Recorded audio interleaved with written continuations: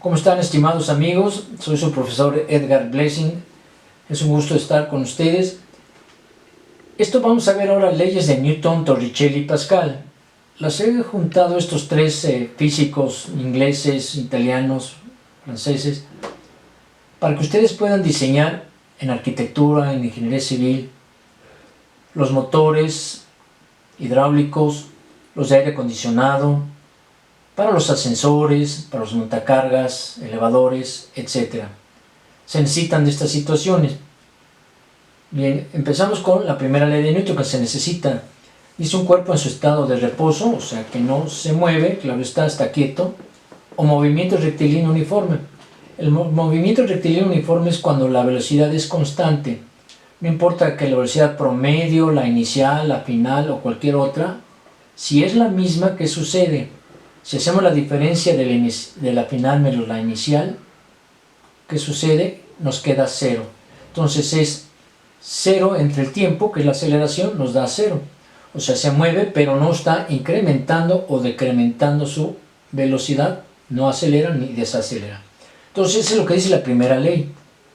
Dice, a menos que ese estado inicial o de movimiento rectilíneo uniforme llegue una fuerza externa y mueva la masa o le cambie de velocidad. Ya cambiando de velocidad final mayor que la inicial, quiere decir que la velocidad final es mayor que la inicial, entonces hay aceleramiento. Si fuera al revés, iría perdiendo velocidad y se iría desacelerando. Bueno, entonces la primera ley de Newton es velocidad constante o quieto.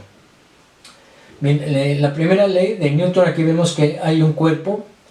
Si dejamos este cuerpo en la viga, en la armadura, ¿qué lo está ocasionando? Aquí hay una fuerza de acción, que es el peso del equipo que se está poniendo aquí, o la persona, lo que fuera, ¿no? Entonces, en esta viga, en esta losa, al poner cargas o peso, hay una fuerza que se llama normal, es perpendicular al eje X.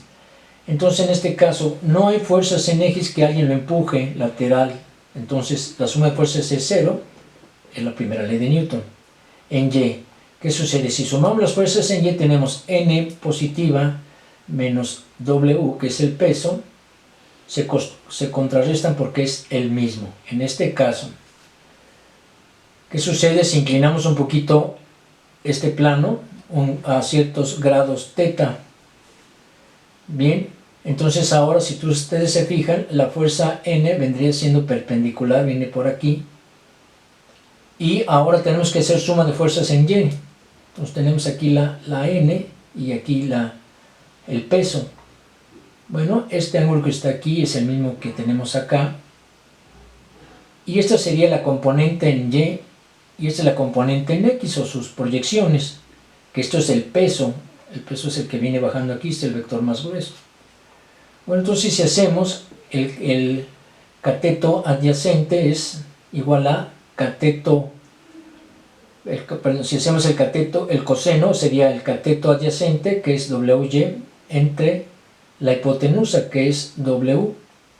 Entonces sería WY entre W es igual al coseno. Como aquí está W, el peso lo pasamos de este lado, sería WY es igual a W coseno, pero como W es mg, por eso lo tenemos aquí.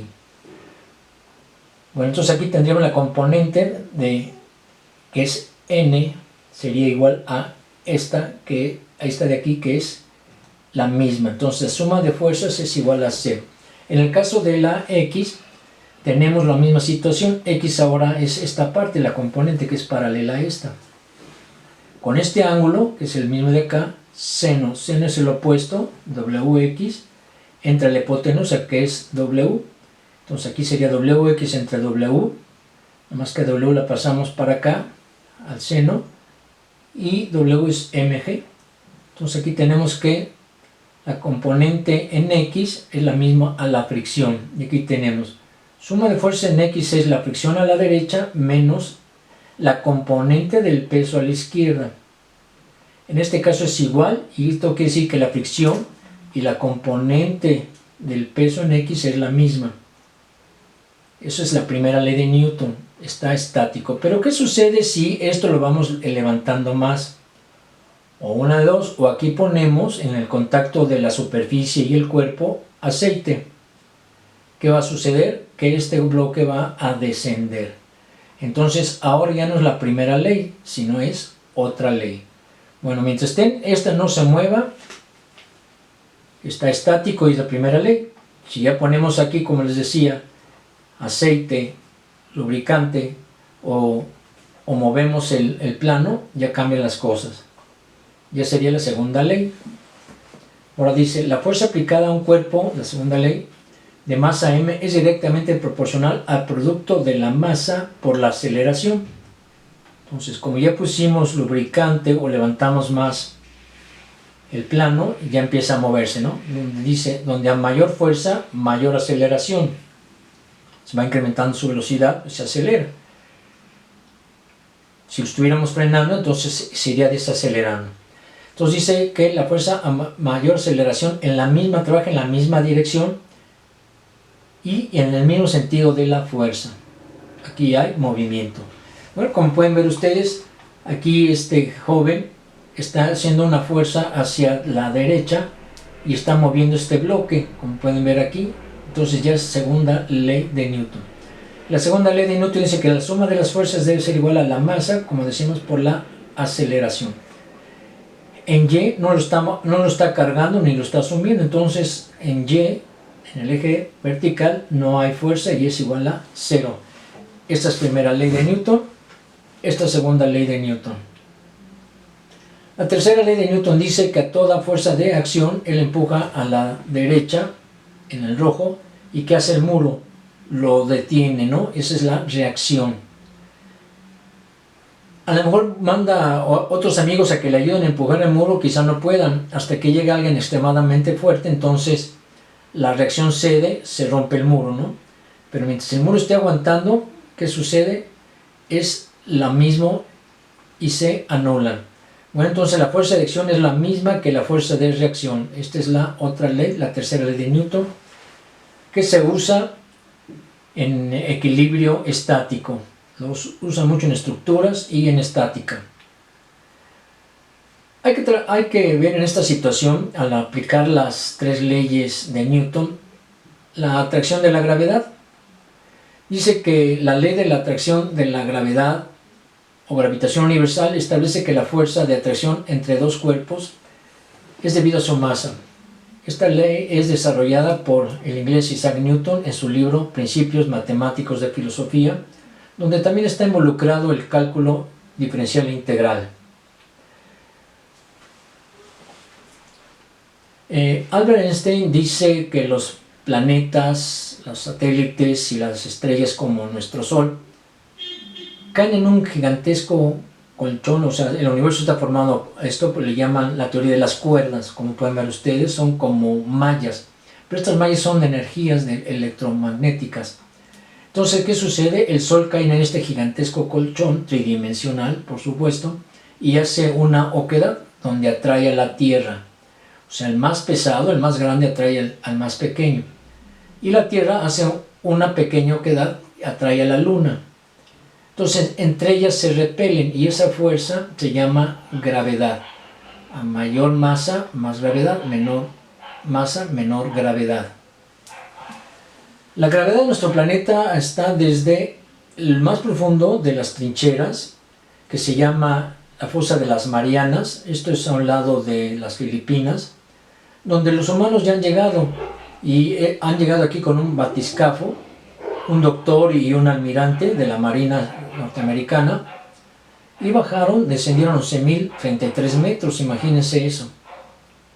El promedio del mar son 4.000 metros. Bueno, el hombre ya ha estado aquí, y también ha estado aquí. Ya han llegado muchísima gente, inclusive ha llegado gente en el Everest a 8.848 metros, inclusive está sin tanques de oxígeno. Los mexicanos ya lo lograron.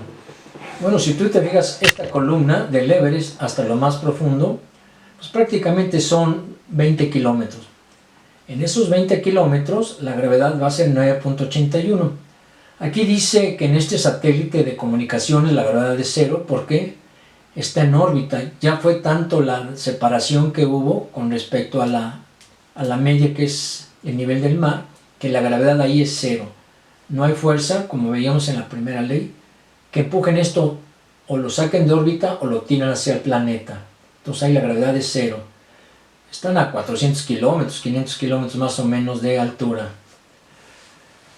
Bueno, ya sea en todas estas líneas longitudinales o usos horarios, también le llaman, o estas paralelas, que son las latitudes, no importa cuál latitud sea, polo norte, sur, ecuador o trópico de Cáncer, o en el Everest o en la profundidad de las Marianas, la gravedad va a ser 9.81.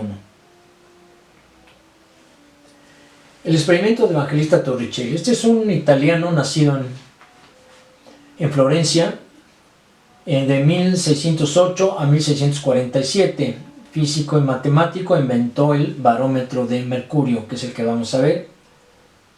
Fue alumno de otra persona brillante, Galileo Galilei, el que desarrolló el telescopio. ¿Qué fue lo que hizo Torricelli? Bueno, esto fue obviamente 4 años antes de morir, en 1643, en el siglo XVII. Tomó un balde, le llenó parcialmente de mercurio. Recuerda que el mercurio es un metal y es líquido a temperatura normal. Tomó un tubo de ensayo más o menos como de 1 metro de largo, lo llenó todo de mercurio también. En el extremo libre puso su pulgar. Nada más que recuerda que en este caso no podemos tocar la piel humana con el mercurio, entonces quizá haya usado, me imagino, tripas de gato o de ballena para no empaparse del mercurio. Bueno, lo que hizo, lo metió en un balde, como decíamos. Mira, aquí lo está tapando Torricelli, más o menos es 1 metro, y lo invierte. Esto es lo que no podemos hacer, ¿no? Tocar, tienes que usar guantes de látex hoy en día. Él, te digo, creo que usó tripas de gato. Bueno, entonces lo introdujo y él pensó que esto se iba a desaguar, ¿no? Se iba a fluir todo hasta el fondo y que iba a subir este nivel. Sí bajó, pero no todo. Esto vio que de 1 metro que había tenido, quedaron casi 3/4 partes.